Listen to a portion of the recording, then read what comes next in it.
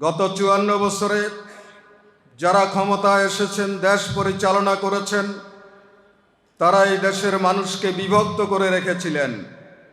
এই দেশের মানুষকে তারা ঐক্যবদ্ধ করতে পারেননি। যারা ক্ষমতায় ছিলেন তারা নিজেদের দলীয় স্বার্থ এবং একক আধিপত্য বিস্তার করে দেশের মানুষের অধিকারকে ভুলুণ্ঠিত করেছিলেন। যারা বাংলাদেশের এই স্বাধীন সার্বভৌম সত্তাকে সব কিছুর উপরে অগ্রাধিকার দিয়ে কাজ না করে নিজের ব্যক্তিগত স্বার্থে ব্যবহার করেছেন, যার কারণে এখানে গণতান্ত্রিক পরিবেশ গড়ে ওঠেনি, পরমত সহিষ্ণুতার রাজনীতি গড়ে ওঠেনি। একটি স্বাধীন দেশ ঐক্যবদ্ধভাবে যেভাবে ভূমিকা পালন করার কথা ছিল সেটা সম্ভব হয়নি। বিশ্বে মনে হয় আর এরকম কোনো দেশ নেই যেখানে শাসকরা জাতিকে বিভক্ত করে রেখেছে। শুধুমাত্র বাংলাদেশেই আমরা এই ধরনের অদ্ভুত অবস্থা লক্ষ্য করছি।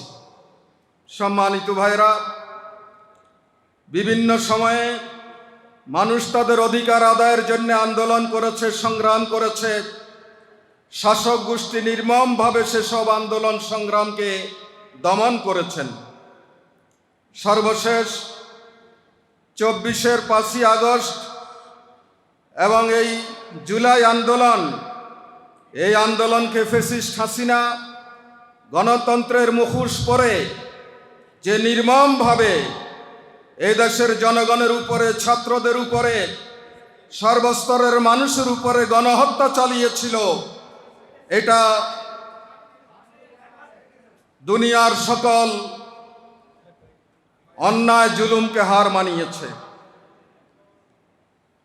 ৫ই আগস্টের পর জাতির প্রত্যাশা ছিল একটি সৎ মানবিক বাংলাদেশ গড়ে তোলার।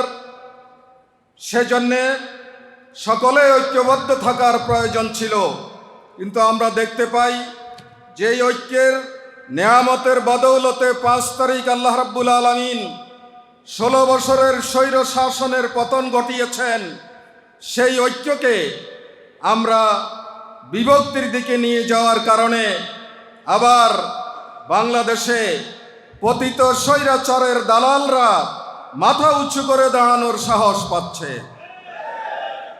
এই অবস্থায় দেশকে যদি আমরা রক্ষা করতে চাই, স্বাধীনতার সার্বভৌমত্বকে যদি আমরা রক্ষা করতে চাই, মানবিক বাংলাদেশ যদি আমরা গড়তে চাই, ন্যায় ও ইনসাফ ভিত্তিক একটি সমাজ যদি আমরা প্রতিষ্ঠা করতে চাই, তাহলে বিজয়ের স্বাদ যদি আমরা জনগণকে দিতে চাই, তাহলে আল্লাহ তাআলার সেই বাণীর দিকে ফিরে যেতে হবে, যেখানে আল্লাহ তাআলা বিজয়ের স্বাদ কিভাবে আস্বাদন করবে সেটা বলে দিয়েছেন।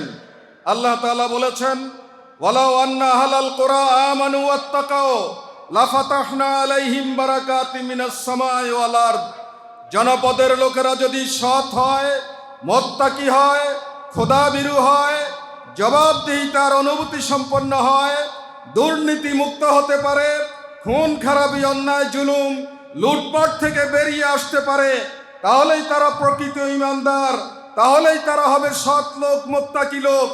এই ধরনের মুত্তাকি লোক যদি কোনো সমাজে শাসকদের মধ্যে, সাধারণ জনগণের মধ্যে ব্যাপকভাবে তৈরি হতে পারে, আল্লাহ ওয়াদা করেছেন লাফাতাহনা আলাইহিম বারাকাতিম মিনাস সামাই ওয়াল আরদে, আমি সেই জনপদের লোকদের জন্য আসমানের বরকতের দরজা খুলে দেব, জমিনের বরকতের দরজা খুলে দেব। অবারিতভাবে আসমান এবং জমিন রহমত বরকত নাজিল করবে। এর মধ্য দিয়ে একটি দেশ উন্নতির দিকে যাবে, সমৃদ্ধির দিকে যাবে, কল্যাণের দিকে যাবে, প্রকৃত ন্যায় ইনসাফ সেখানে প্রতিষ্ঠিত হবে। জামাত ইসলামীর অঙ্গীকার হচ্ছে এই বিজয়ের দিনে, এই মাসে আমরা বাংলাদেশকে একটি কল্যাণধর্মী সমাজে পরিণত করতে চাই। এখানে সর্বস্তরের মানুষের অধিকার আমরা দিতে চাই। আমরা বেকারত্ব মুক্ত করতে চাই। আমরা সন্ত্রাস মুক্ত বাংলাদেশ চাই। আমরা বিভিন্নভাবে যেই সব চক্রান্ত ষড়যন্ত্র হচ্ছে, প্রয়োজনে নিজের জীবন দিয়ে, রক্ত দিয়ে এই সব চক্রান্ত ষড়যন্ত্র রুখে দিয়ে আমরা এই সমাজকে আল্লাহর দ্বীনের ভিত্তিতে, কোরআনের ভিত্তিতে একটি সুন্দর, সুখী, সমৃদ্ধশালী, প্রকৃত সোনার বাংলায় এই বাংলাদেশটাকে আমরা গড়ে তুলতে চাই। আজকের দিনে সেই অঙ্গীকার আমাদের হতে হবে। সে অঙ্গীকার নিয়ে আমরা বেরোব, গ্রামে গঞ্জে, পাড়ায় মহল্লায় জনগণকে আমরা ঐক্যবদ্ধ করব, সংগঠিত করব। আগামী দিনের সব ধরনের চক্রান্ত বানচাল করে দিয়ে বাংলাদেশকে প্রকৃত স্বাধীন বাংলাদেশে আমরা রূপান্তরিত করব, গড়ে তুলব। আল্লাহ তাআলা আমাদেরকে সেই শক্তি দান করুন, সেই সাহস দান করুন। এই কামনা করে, বাংলাদেশের উজ্জ্বল ভবিষ্যৎ কামনা করে আমি আমার কথা এখানে শেষ করছি। হাজা মা ইনদি ওয়াল ইলমু ইনদাল্লাহ, আলাইহি তাওয়াক্কালতু ওয়া ইলাইহি উনীব। আসসালামু আলাইকুম ওয়া রাহমাতুল্লাহি ওয়া বারাকাতুহু।